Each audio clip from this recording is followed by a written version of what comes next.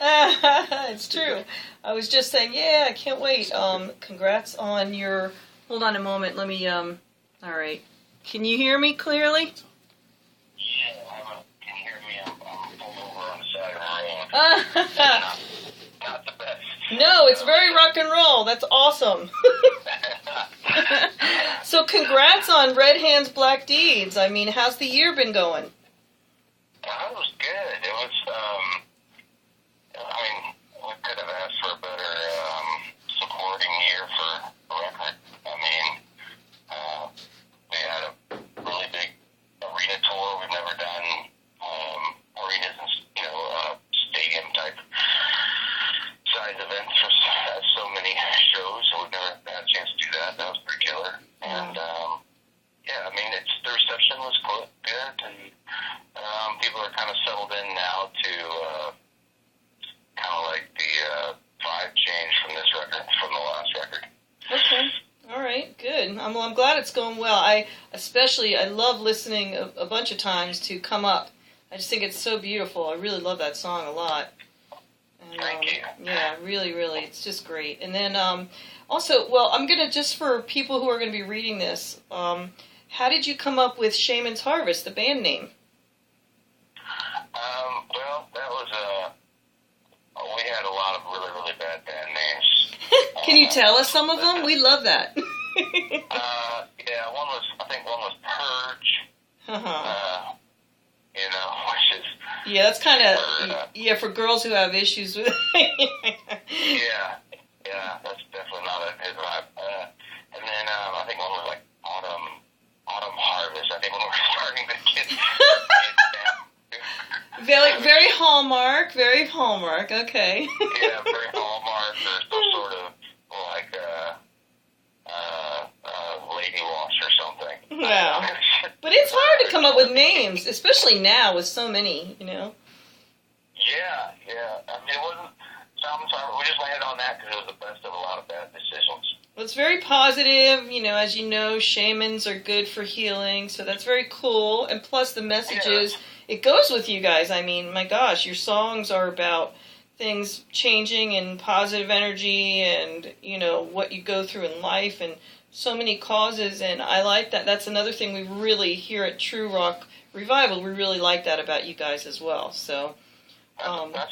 It's awesome that you guys that you get it. Not everybody listens to the lyrics. So we really do. We care a lot about what's going on as well, and we care about promoting bands. What I also wanted to know is, so now I know it took you guys a bunch of years, like it does with a lot of great bands, but what do you think, I mean, coming out of Missouri and everything, what kept you guys as a band going, do you think? I mean, obviously we could say the music and the drive for that, but just generally, I mean, you guys have kept plugging away. What do you attribute that to?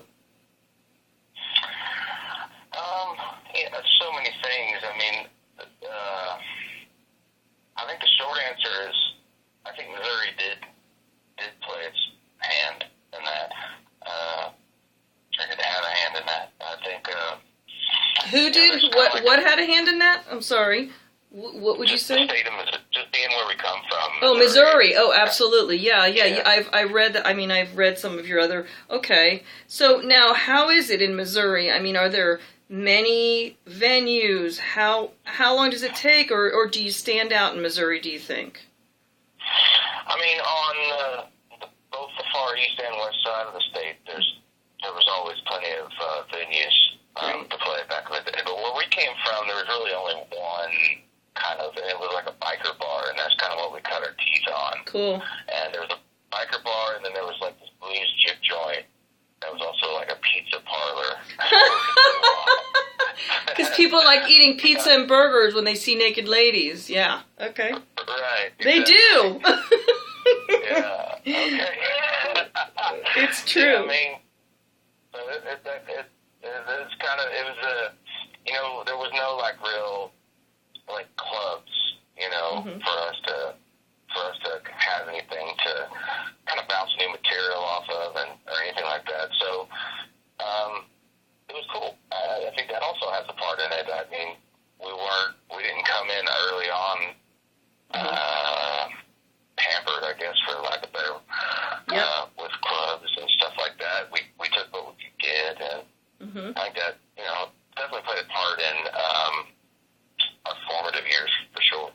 great. Okay, I know you guys go for organic sounds, and the goat toes, which I read that and I was like, I said goat toes or toenail. I mean, I've seen goat toenails everywhere, but not toes. So your drummer uses the toes as a cowbell sound or the toenails? No, like so like the hoof. The hoofs. Okay. Yeah, it's actually a Latin percussive instrument, and it's I mean nowadays people are more sensitive to it, so they have synthetic ones, but these are actually a bunch of goat hooves. Oh, hooves. Okay. And so PETA's not going to get all up in your business about that? I'm sure they would. Now they will. Yeah, right. All right. When I write this up, I'm going to be like, back off, PETA. Okay. People, animals are sacrificed for us to eat, so back off. We'll deal with that. Yeah, man. All right. For organic hooves. That's right. Okay, organic hooves are going to be the next thing in the news. All right, so now, how many bands and artists don't want to really get into politics, but your songs are, talk about change. A lot of rock bands see what's happening and they express themselves. But when I ask artists about speaking out, or, a lot of them, it was Seven Dust, they were saying to me, well, we'll just keep it in music, and they laughed when I asked them that. But do you guys ever feel that around election time that you would, speak because you do charity work, correct? Yeah. Okay. Would you think, if you were ever asked, by somebody running in 2020 to speak, do you think you might do that, or you'd stay away from it? That's interesting. I mean, I think, they always say artists can't afford to have a political view. But I kind of think that artists can't afford to not have a political view right now, or just a view on something. Right. And within our band, I mean, it's amazing how it works out. I don't know how it does. But we all have different views. Oh, you do? That's interesting. Wow. Yeah, do you stay away from the topic, or are you able to sit at the table, you guys are eating and whatever, and you just start talking, or how do you approach that? Well, I luck out because I write the lyrics, so. You get the advantage, like, okay, the consensus is, that's awesome. I love that. Do the guys ever say anything to you? Like, yeah, I mean, they don't it's really interesting too, because I could say 5 years ago, I could call someone in the band a Democrat or Republican easily. Right. But that doesn't really mean what it meant 5 years ago. It's so far each way. Right. That even conservative Republicans now don't really know what to call themselves, or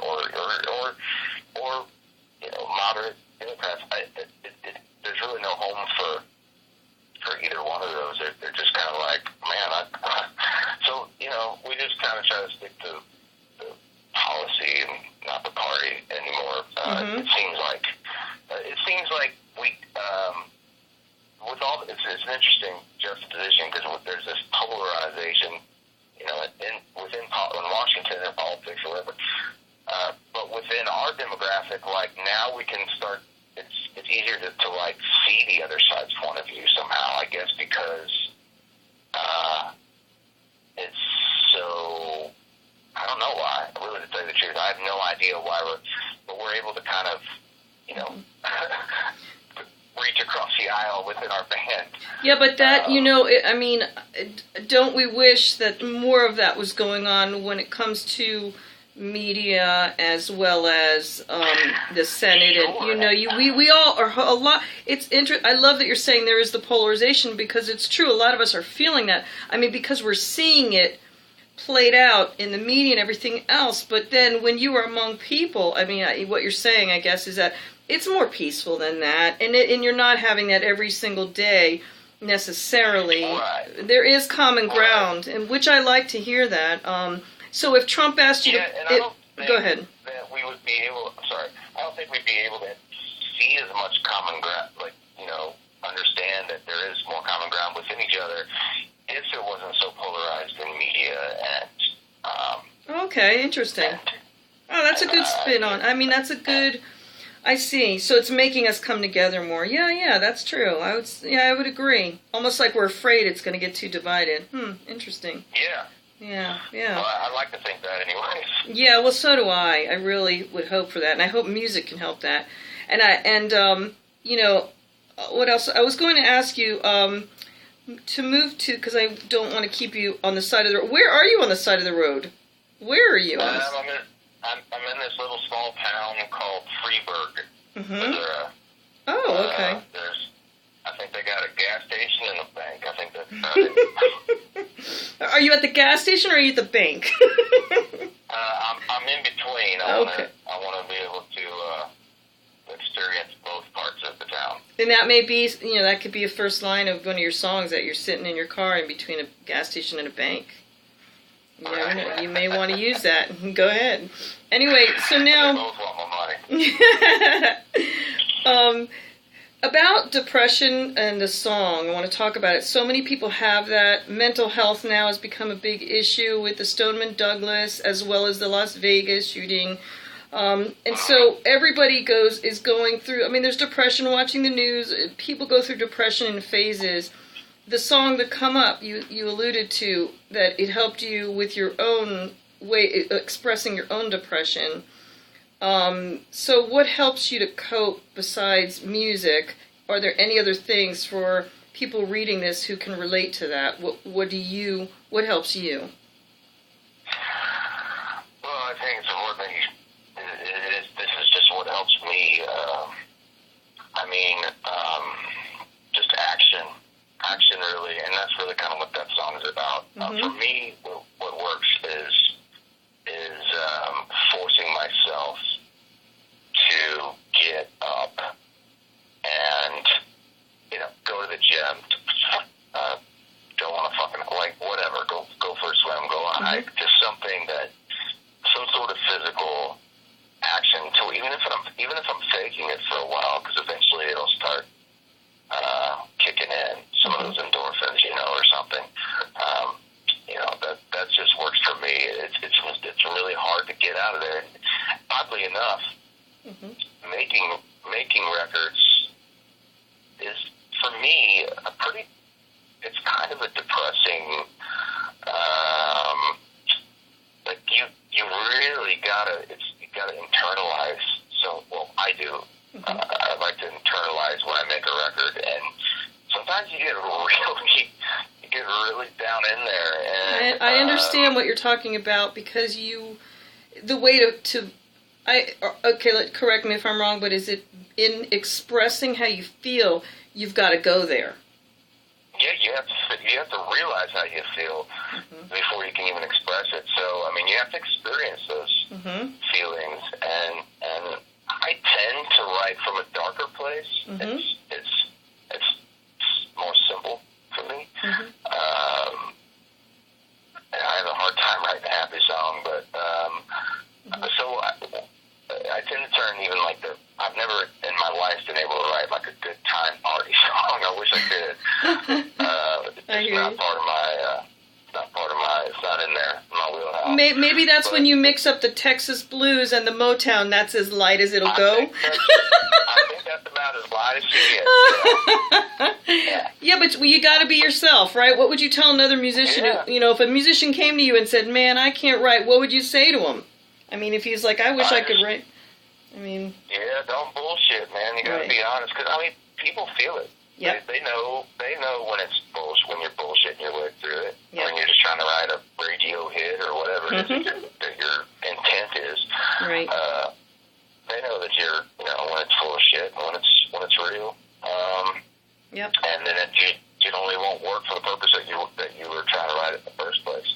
I hear you. So writing is even though I get into a dark place, it's like an exorcism as well. So You know, it's you get there, you go down deep, and you're down real low, and you got the blues, but you have to get there in order to get it out. Yep. I reckon. Well, I'm going to say so far in this interview, it's so enjoyable hearing you speak because I can hear how authentic and real you are here and in your music, and I mean, it's great. I'm enjoying this. I mean, I like hearing your perspective, and there's a lot of being grounded is so important, and it shows in your music as well. So this is really enjoyable. I have more questions if you have like about 5 or 6 more, if that's all right. Yeah. No, okay, it's fine, great. Yeah. Fantastic. Good. So now let's get a little lighter here for fun, I guess.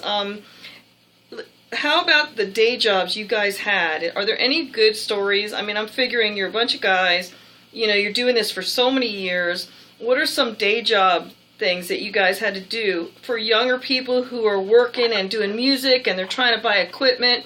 Do you have any good stories about, or some interesting jobs that you guys did, or what did you do? Oh, God. Yeah, I mean, most of us worked like construction. Okay. And stuff like that. Well, didn't you worry about your hands when you were doing that? Oh, absolutely, yeah. Sure, but it paid well. Yeah, well, I'm sure. Wow. Okay, yeah, construction, how interesting. Our bass player he had like a landscaping company. He'd build retaining walls and cut grass for rich people down to Lake of the Ozarks. Cool. And then our guitar player, he definitely allergic to poison ivy, but he was a landscaper. He'd get poison ivy about every other week. Oh, man. After the rest of us. Wow. I was a chef first, or I was at the working restaurant, became a chef first early on. Really? That's yeah, cool. My first Michelin star at 22. Do you cook now? Do you like to cook now or no? I just do it for fun. I do it for fun anymore. Or just maybe if I'm on a date or something. But that's nice. That's about all the cooking I do anymore. Cool. I cook on the road. You got to come up with interesting recipes on the road. And I've worked a lot of construction jobs. I've been caught on fire. What? I caught my head on fire. Looked like Ghost Rider. You are kidding me! How did that happen? No, I wish I would. Tell me, how did that happen? I had gasoline in my hand. We had to burn the excess lumber on the job site, and I thought it was out, and there was like a little ember in there. And when I went to dump more gasoline on the pile, it chased up and exploded in my hand. Oh my God! Caught my face on fire. I was running down the street, and whoa! Yeah, that was a fun one. What? Okay, so then what happened? You're running down the street. Then what? I got put out. It was funny because it was so cold. There was snow on the ground, so I was going to try to put my face out in the snow, but it was so cold that it turned to ice. So I'm just slamming my face against the ice, trying to get it to Oh my God! I can't open my eyes. Wow! My head's on fire. Whoa! And I didn't want to take a breath, but somebody put their coat on me, put me out, and then I went to the hospital and got a helicopter ride. Whoa! Well, how many degree? I mean, what happened? Like, what were you okay? I mean, what happened? I went into a surgery that night, and they cut away all the burn stuff, and then they put this stuff called bioskin on me, which is like a synthetic skin. And your own skin grows. So I lucked out. I didn't have to have the skin graft because I was at the NU Hospital in Missouri. It's a really good burn unit, like really good burn unit. Wow. They had this synthetic stuff there, and so it's awesome. I don't look like I don't know, a wax doll. That's cool. Wow. What a story. Yeah, I knew I had some reason. I said, I got to ask these guys about their work, and I'm glad I did, because people reading this who are like doing construction or whatever, they'll be more careful. Number one, they're going to be like, oh, I better be careful. And then number two, people paying their dues in music, they can relate. They can go, all right, man, this is what I got to do, and, it's about the music, and... and that's the deal. You gotta do what you gotta do. That's it, yeah. People flip burgers, whatever you gotta do, man. Yep, so, that's it. It's important. good message to give to people working hard on music as well. But my next thing is, let's get into, you shared with me so much, and I appreciate so much that you're doing that. And I'm sure you may be tired of people asking you about the throat cancer, but again, for our readers and people going through things, because cancer is prevalent, in 2014, how long was it until you could sing again? How did that work for you? What happened? Well, it was, that was a pretty rough time. I was actually making a record while I was going through treatment. Wow. So I kept on singing through it. There's days where I get only a sentence out, or a line out, and then I'd have to go home, and then I'd go to treatment in the morning, go to the studio, drive home, and there's that cycle kind of thing. But I would say, for me, that's what really kind of forced me to get well. That's all I would think about right there is making that record.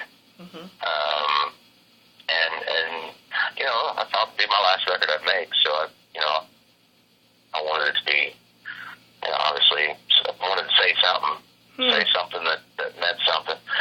And so, again, I saw a vocal coach and all that stuff, and she helped me through, because I'd never seen anybody professionally before. She helped me through all, the radiation and chemo sickness, and just, you get that radiation in your throat, and it feels like you're getting cooked up like a microwave. Wow. And eventually it does start to, get these burns and radiation burns. And it's tough. I mean, for me, what it worked is, and I really do believe that part of the healing is you manifest it. You can manifest wellness just as you can manifest sickness. And just focusing on anything and everything other than being the fact that I was sick. That was my secret. Yeah, I mean, that energy and that willpower, it certainly has helped a lot of people heal. And so the whole, from start to finish, from the diagnosis to the end of treatment, how long was that period for you with throat cancer? It was about 9 months. Okay. Of going through taking a break, doing a round, take a quick break, do a round. But for a while there, it was every day. Treatment pretty much every day. And it was about every day for about 4 months straight, where I wouldn't get a break because it was pretty aggressive attacking. So now, pretty aggressive plan. So now, how does your throat feel like when you're touring? And I like to ask singers this, just generally, even even people who are suddenly like lead singer, like Tremonti now he's leading he's the head of his band, singing all the time, and he doesn't have Miles there. But so like for singing that much and being on the road when you're touring, well, how are you taking care of your throat? How's it feeling? How's that going for you? Well, I mean, it's you definitely have to. I pay a lot more attention now to what I intake. All the not fun rock star things. I don't do. I don't do any of the fun rock star things anymore. I watch. I'm careful what I put in my body.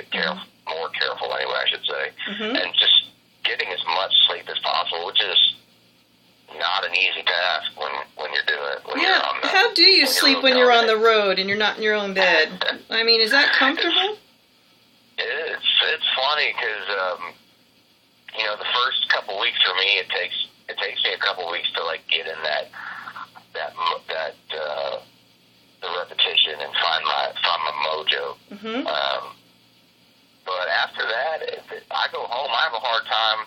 I need somebody to shake the bed like the bus is moving or something and make generator sounds in my ear or something while I'm sleeping, because I have a hard time sleeping when I get back home after a while. Wow, that's interesting. So you're so used to it then, and then you come home and it's like silent and you're like, oh. It's quiet, yeah. That's wild. That's a new one. That's so interesting.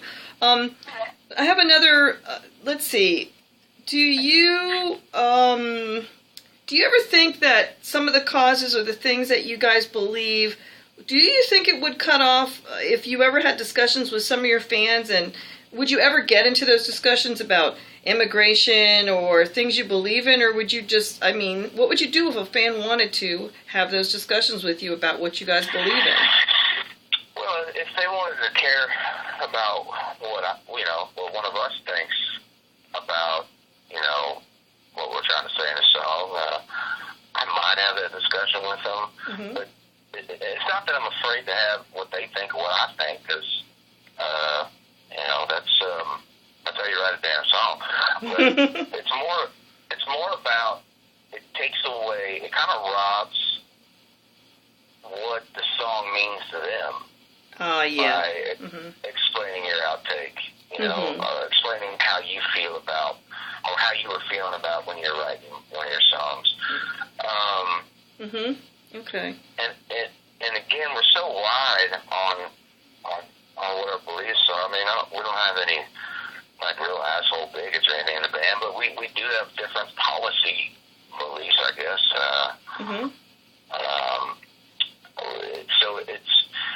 I can't speak for what Josh thinks, and I can't speak for what Matt thinks, although that's kind of what I do within the lyrics. But as far as I would never try to speak for the entire band on like a one-on-one personal thing, I guess. Right. And, you guys, it seems like this is such an exciting year. It seems like, would you agree that the last few years it's starting to accelerate so quickly for you? And how are the guys feeling about it? And how are you feeling about that? It's pretty great. There's like a theory of once something's introduced into the world, like you can never take it back. Right? Well, it's just a fact. You can never go like that. So now I couldn't imagine us like touring in a van. Like, I think we're all too like we're snobs. You've moved beyond it. That's cool though. That's all. And listen, 21 years at it? Is that correct? Yeah, 21 years. Can't say you haven't worked for it, for sure. Sure. I can't say we like playing in small bars anymore that don't have the PA system. And like trying to like put two wires together in order to make some sound and get halfway electrocuted. Right. But it's nice to not have to do some of those anymore. Of course. Well, it's good that you guys appreciate all that too. It just sounds to me, from what you're saying, that's more of an appreciation. Like, you know what? Look this is great. We've been doing this, so it's nice. That's good.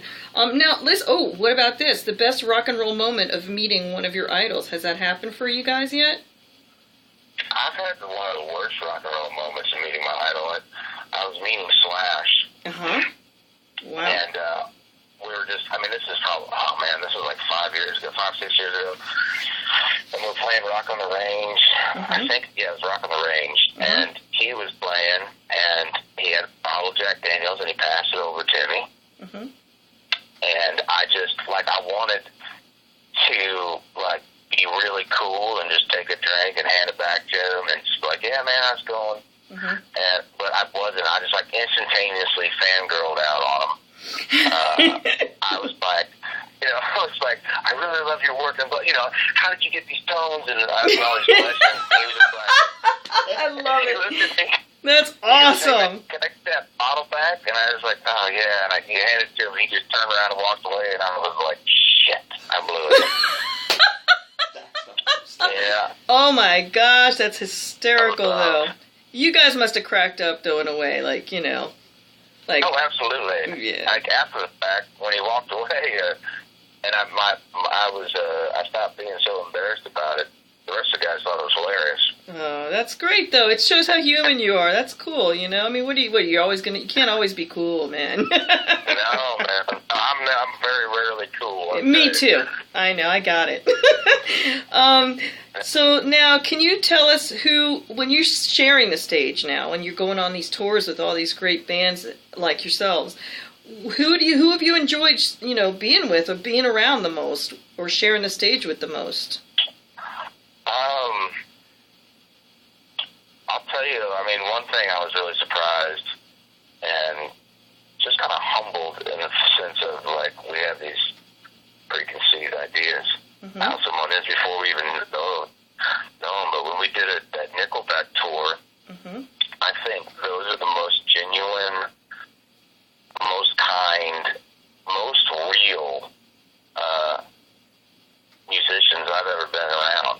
so glad to hear you say this, because they get such a bad rap, and I happen to love those guys.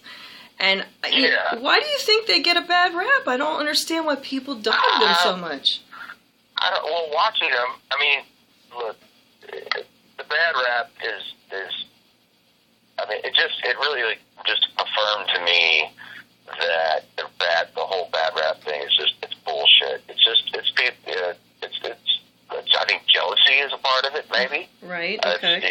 These people just sometimes, I mean, even though they say they like success stories, people sometimes they just negative news spreads a lot better than positive news. Yeah, sadly. Yep. And I think that's a big part of it. But I mean, the only people that have sold more records in the United States is the Beatles.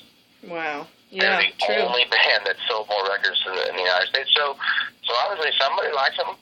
Yeah. Oh, I like them. I think they're great. Yeah. They're great. Yeah, I think they're great. They're great people. They're genuine people. And Daughtry, all the guys in Daughtry as well that were on that tour. All the guys in Daughtry? I mean, those guys will be friends with me for the rest of my life. That's cool.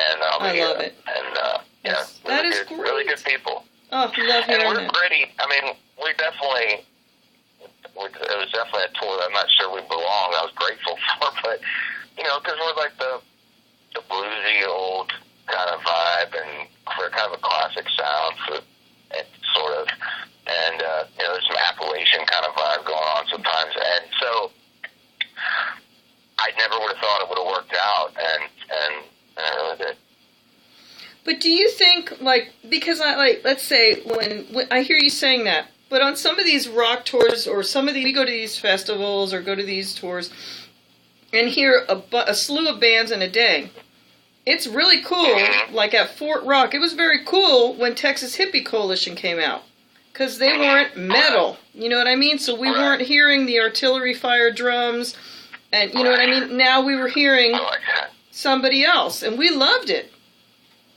So no, I think my favorite tours, you want the energy to be the same. Like that should feel, but the genre or whatever shouldn't matter. We did a headliner tour recently, and I loved everybody that came out, but I really kind of wish we went with for one of the bands that went out with us. There's this, I can't remember their name right now, but they got submitted to us, and they were kind of like really bluegrass. Like I'm not talking about like bluegrass punk, but I mean like old style, like huh? 5 people around a single microphone kind of vibe. Wow. But they had a lot of good energy, and I kind of wish because when I go to a show, I want the vibe to change from band to band. I want to hear something. I don't want to hear the same thing for 2.5 hours. Right. 3 hours, whatever that is. That's boring. By the time I hear the headliner, I'm ready to go home. But I don't think you're alone. I think everyone's excited that they're finally there. But I think, we've heard so much until then, and then I get you. I get what you're saying. I mean, and us here, we're trying to meet the bands and talk to people and get everyone's story, but we're also, you're also listening as an audience member, and I can appreciate what you're saying. Why didn't you guys go with that group? I remember why. The band that we decided to go with, was just Royal Bliss. They've been friends of ours for 20 years. That's cool. Well, 15 years, and they gave us our very first national tour ever. Wow. Okay. Opening up for them, so it was really, really cool just to be with those dudes. That's great. That's really cool. Now, listen, speaking of getting along and everything, as a band of 21 years, you guys have alluded to, sometimes we get into arguments and we give each other space. Well, how do you give each other space when you're on tour and you're sharing, this, you're like in a small quarter on the road, you're in this vehicle, and I mean, people think that these RVs, they look so big on the outside, but when you got a bunch of guys in one of them, it's not that much space. So what do you do? It's like equivalent to, let's say if you lived in a single wide trailer, but you had 9 grown men in there with you. You had 9 roommates in a single wide trailer. That's about what it is. Wow. And you're in those things for sometimes. If you're doing an album cycle, you're And this is sounding worse than the Navy. Exactly. Well, there's an art form to it for sure. You gotta know your people enough to know when to back off, when you can joke around with them. You gotta kind of read. You gotta be able to read. Mm-hmm. Well, it's just like any artist, I guess. You want to read your audience. You've also got to read each other too. I mean, when to not push someone's buttons, and or you're gonna have to go ahead and be okay with every once in a while getting a fist in your face or something like that. I mean, I'd love to say that it's all Care Bears and rainbows and unicorns all the time, but the truth is people get to drinking beers some nights, and some nights where you're in a fist fight. The next day you're hugging and apologizing, and sometimes it's the most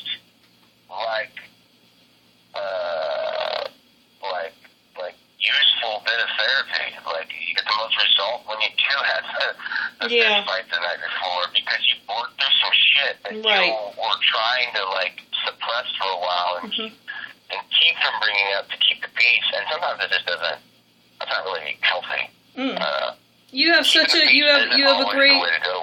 I like how you explain the dynamics. It's really smart, and people reading this. I mean, it's true. It's great. I guess it's about not being able to control other people, but being able to get through it and work through it for something better. And that's very cool. I like how you're putting that. I want to ask about your. Yeah, it's important. It's important. I wish more people could do that.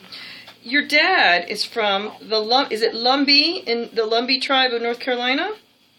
Yeah. Great. How does he? His family side is it? That's so great. Well, a shout out to your dad's tribe, and it's really cool. And we want to know, how does he? Lumbee. What is that? I said Lumbee Nation. Yep, it's terrific. How does he like the music? What does he say about it? Oh, I mean, he's pop, so he's going to be supportive, even if he doesn't like it. But he digs it. I mean, he gave me. I mean, he was he's not the sole reason, but he's a big reason why I love music. I mean, that was growing up. That was what we did. We listened to records, And, what kind of which records? What was in his collection? Like Nitty Gritty Dirt Band and Fleetwood Mac. Okay. My mom had a lot of Zeppelin and Hendrix. Cool. And so I kind of, and then later on, I stole my dad's Stevie Ray Vaughan disc. I think it was Double Trouble, maybe. And oh wow. And kind of started getting into the blues and digging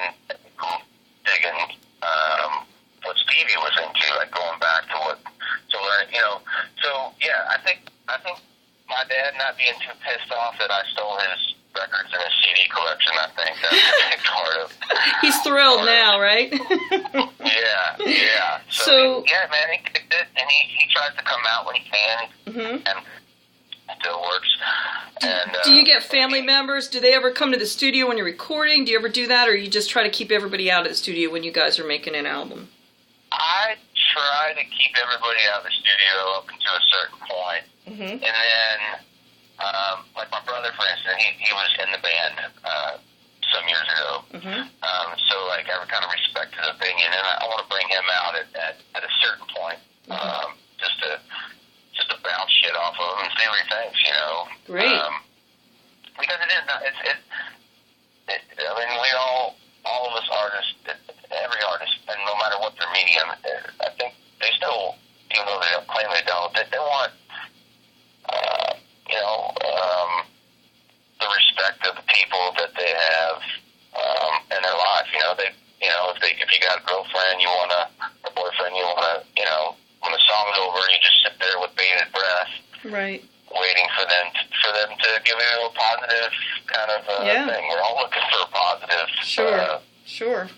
That's cool. Shit. Well, it's good. So he's loving your music. I bet he's having a good time listening to you guys, huh? Yeah. I mean, and I think he hears some of the primal, tribal kind of stuff in there too. I think he gets to bouncing his leg and jamming his head, and he's got that boogie woogie dance. My dad's got this weird dance where he just shakes his ass. Like, this is pretty cool.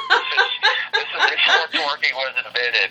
I can relate. I can relate because my mom dances like Elaine, this weird Seinfeld-ish thing where like Elaine does the weird dance with the thumbs, and my mom does this chicken dance, so I can relate. Yeah, no one believed me till I showed them a video, and they were cracking up. So now, which rock or blues bands, like classic guys, have all the guys in your band been inspired by? I mean, what if you sit down with the guys, that they would say that their legends have been who? Because yours is, I get, obviously, Stevie Ray Vaughan, amazing, and all the bands that you told us about. But who else for you guys? I think, oh man, it's crazy because we all have such different tastes. But I think, like, which is great whenever you're a band riding together, just because people want some of that push and pull. But I would say like the song we could all agree on to cover, like back in the day when we were doing cover sets and shit. I'd say that was like probably Zeppelin. I'd say everybody likes Zeppelin. If you don't like Zeppelin, I'd have to question you as a lover of any kind of music. What do you think of Greta Van Fleet? Off the record. Man, off the record, yeah, well, I mean, I feel like those poor kids, I'm sure that they've heard their very short careers, I'm sure that they heard their time sound just like Zeppelin, and I'm sure they got tired of hearing it, and tired of answering the same questions, you know, so I'm sure one day they were like, I don't even know what you're talking about. Yep. I'm just going to deny, and those poor kids have gotten their ass handed to them. They have. I will say this. Who else can say that Robert Plant has talked about them specifically? I know. I can't say Robert Plant. I know. Fucking Zeppelin is dead, man. Yeah. Jarvis, blah, blah, blah. Well, let's hope they enjoy it. Complimentary. Yeah, it is. Let's hope they enjoy it and find like maybe flip it into a whole different thing for themselves. That would be cool too, you know. But gotta start somewhere. They need to start somewhere. They need, and they're real sounding. They're energetic. I've seen their shows. They're not. It doesn't look like they're bullshitting their way through it. No, they're cool guys. They seem to be really nice guys. So. Yeah. Cool. Yeah. So I think they need some more years under their belt, and I think it'll all come together. Yeah, I think so too. We hope that for them. And listen, I was struck by your drummer Adam Zemanek. Holy Rhythms and Holy. I mean, what's his background? I'm just curious about his background and what he likes listening to. Yeah, so he's like the younger member of us. He's like the newest member as well. And so he's like kind of into like a lot of emo. Like, I guess that's what I would call it. But also progressive, like every drummer. You know, right. Like, I think his favorite band is Mars Volta, I think. Oh, really? Yeah, so it's kind of like that progressive, but heavier kind of vibe. And Josh and Derek, if they were here, because I like to get in on what the band likes to listen to. What do they listen to a lot of, and what drives them? What kind of music are they into? Josh and I have very similar tastes for the most part. I think we both discovered Allman Brothers together growing up. Cool. So that was kind of our vibe. Derek's kind of all over the place, which I love. I mean, he'll be listening to Justin Timberlake, and then like the next song is Yngwie Malmsteen, guitar player. I met him. Gotta have them noodlers. Did you really? I did. He was at Criteria years ago, and he was getting mad at himself as he's playing riffs in the next room. He's like, and all of a sudden he goes, fuck!